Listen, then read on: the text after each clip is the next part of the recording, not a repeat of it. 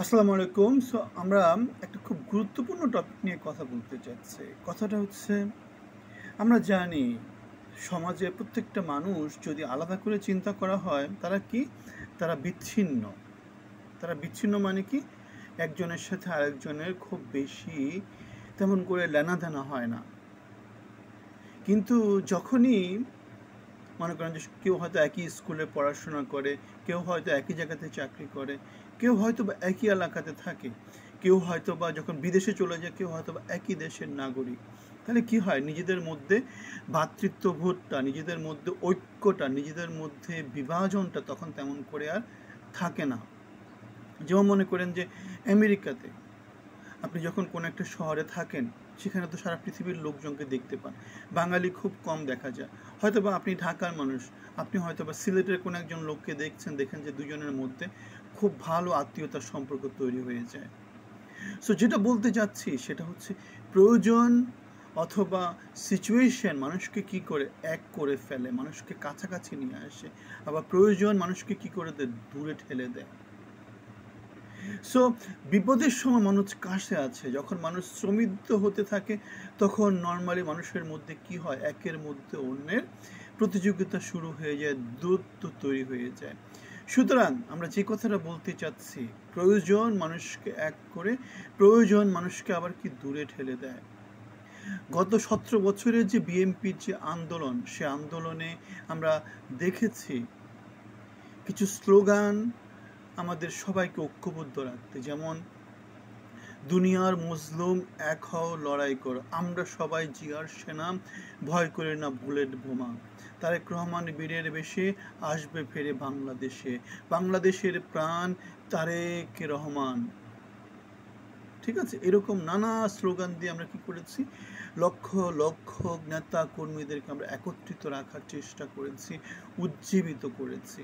So এই যে স্লোগানগুলো, এগুলো হচ্ছে শক্তি, জনগণের একতাবদ্ধ হওয়ার শক্তি।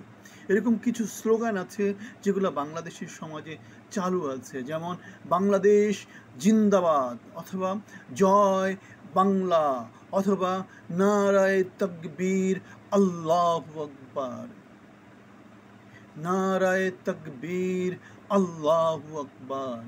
এরকম কিছু স্লোগান সংখ্যা অথবা কোনো জনগোষ্ঠীকে একত্রিত করে এবং তাদের মধ্যে একটা মোটিভেশন সঞ্চার করে, যে এই মোটিভেশনের সামনে কোনো কিছু বাধা হয়ে দাঁড়াতে পারে না।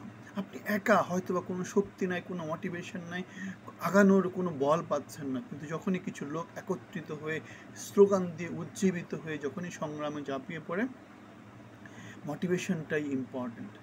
দিন শেষে দুজন মানুষের মধ্যে যদি লড়াই হয়, মোটিভেশনটাই হচ্ছে ইম্পর্ট্যান্ট। সাহসটা তো আসে মোটিভেশন থেকে, সংগ্রামের প্রেরণা আসে মোটিভেশন থেকে। আমরা সেজন্যই দেখতে পাই, কি দেখতে পান, সরকারি আমলা কামলা ঘামলা যারা চাকরি বাকরি করে, তাদের মধ্যে যেরকমের মোটিভেশন, যেরকমের অনুপ্রেরণা পাওয়া যায়, অন্যদিকে যে কোনো একটা কোম্পানির মালিক, তার মধ্যে যে অনুপ্রেরণা পাওয়া যায়, দুটোর মধ্যে আকাশ আর পাতাল পার্থক্য। মোটিভেশন, কাজ করার প্রেরণা, এগিয়ে যাওয়ার প্রেরণা, উজ্জীবিত হওয়ার প্রেরণা। সুতরাং আমরা যে কথাটা বলতে চাচ্ছি, আমরা দেখেছি আমাদের এইবারের ঈদে নানা জায়গাতে নানা রকমের মারপিট হতে, এবং সেখানে জয় বাংলা স্লোগান দিয়ে বর্তমানে যারা ব্যাকফুটে আছে, বর্তমানে যারা ক্ষমতার কাছাকাছি নাই, বর্তমানে যারা ক্ষমতা থেকে দূরে আছে, তারা সংগ্রাম করতে, এবং তাদের সংগ্রামে মোটামুটিভাবে ব্যাকফুটে থাকার পরেও তারা এগিয়ে যাওয়ার একটা প্রেরণা পেয়েছে। সো এটা বাংলাদেশের সমাজকে মনে রাখতে হবে, এটা বাংলাদেশের নীতি নির্ধারণীদেরকে মনে রাখতে হবে যে সমাজে বিভাজনের পথে হাঁটা যাবে না। তাহলে কি হবে? সমাজ আরও অস্থিতিশীল হবে, বাংলাদেশের সমাজ পিছিয়ে পড়বে, বাংলাদেশের সমাজে অরাজকতা বেড়ে যাবে, বাংলাদেশের সমাজ থেকে ভালো কিছু আমরা পাবো না। সুতরাং ভালো কিছু পেতে হলে কী করতে হবে? আমাদের সব জনগোষ্ঠী, 18 কোটি মানুষকে এক করার চেষ্টা করতে হবে, সেটা যত রকমভাবে সম্ভব। আমি বারবার বলে আসছি, ইউনূস সরকার একটা ভুল করছে, তারা গত 8 মাস ধরে স্টেক হোল্ডারদের সাথে নানা রকমের কাজকর্ম নিয়ে বসছে না, তারা পালিয়ে পালিয়ে বেড়াচ্ছে। মির্জা ফখরুল ইসলাম আলমগীরকে আমরা বলতে শুনেছি যে আমাদেরকে তারা পাত্তা দেয় না, আমাদের কথা তারা শুনতে চায় না। কথা সত্য, কথা সত্য। ইউনূস সরকারের মধ্যে নিজস্ব কিছু এজেন্ডা আছে। সেই এজেন্ডার জোরে তারা কি করছে, নানা রকমের ইস্যু করে বাংলাদেশকে পিছিয়ে দেওয়ার চেষ্টা করছে। বাংলাদেশের জনগোষ্ঠীতে যারা শীর্ষ নেতৃত্ব, তাদেরকে নিয়ে বসছে না, তাদেরকে নিয়ে কর্ম পরিকল্পনা সেট করছে না, তাদেরকে নিয়ে সামনে এগিয়ে যাওয়ার পথটাকে প্রশস্ত করছে না। ইউনূস সরকার গত ৮ মাসে বাংলাদেশকে খুব বেশি দূর নিয়ে যেতে পেরেছে, সেটা কিন্তু আমরা বলবো না। আমাদের সেনা প্রধানের বাণীর মধ্যে আমরা সেটা দেখতে পাই যে অস্থিতিশীল পরিস্থিতি বাংলাদেশের সমাজ থেকে তৈরি, এবং এগুলো বাংলাদেশের উন্নতি, স্থিতিশীলতা, স্বাধীনতা এবং সার্বভৌমত্ব সব কিছুকে বিপন্ন করছে। মবতান্ত্রিক সমাজ বাংলাদেশকে ব্যর্থ রাষ্ট্র হিসাবে সারা পৃথিবীর কাছে প্রতিপাদ করছে। সেজন্যই আমরা দেখতে পাই নিউ ইয়র্ক টাইমসে বাংলাদেশের যে রাজনীতির শূন্যতা দেখা দিয়েছে, এবং সেখানে যে নতুন করে মৌলবাদ, ইসলামী জঙ্গিবাদ অথবা উগ্রপন্থার যে বিকাশ ঘটছে, সেটার একটা প্রতিবেদন তারা প্রকাশ করেছে।